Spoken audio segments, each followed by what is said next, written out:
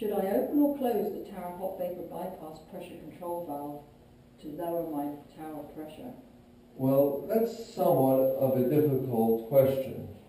Ordinarily, one would close the hot vapor bypass valve in order to lower the tower pressure. You close the hot vapor bypass valve to lower the tower pressure because that pushes more vapor through the overhead condenser, and that then lowers the temperature in the reflux drum, and the colder temperature in the reflux drum then reduces the vapor pressure of the liquid in the reflux drum, and as the pressure in the reflux drum falls, so does the tower pressure.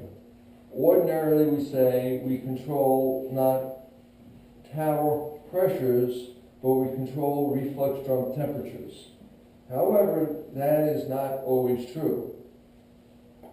While it is usual engineering practice to design the overhead condenser for a low delta P, sometimes by error, or by fouling, or by an increase in capacity, the pressure drop through the overhead condenser becomes quite large.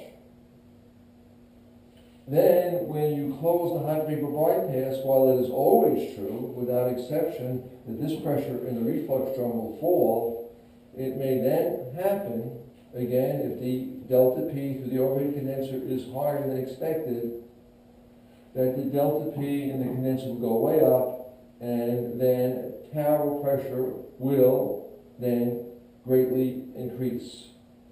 So there is no real correct answer or wrong answer to the question.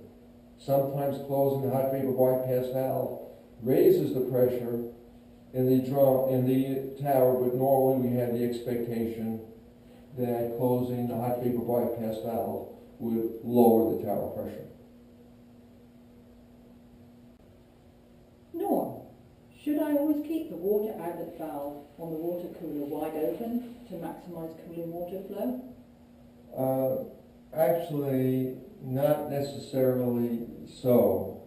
A lot of our condensers are elevated well above the cooling water return header, so that if you open up this valve 100%, the pressure at P1 falls well below atmospheric pressure. And if the pressure at P1 falls well below atmospheric pressure, then the air that's dissolved in the cooling water, especially if it's seawater, will flash out of solution. And as the airflow flashes out of solution, the volumetric flow through the tubes and the exchangers increases, which increases the pressure drop of the cooling water flowing through the tubes, and that has a tendency to choke off the flow. In order to optimize the position of this valve, you don't actually need a pressure gauge at this point. You would simply look at that valve position that minimizes the cooling water outlet temperature. Now, from experience, at least with seawater, I have found that optimum pressure at P1 is 2 to 3 to 4 inches of mercury, or a slight vacuum.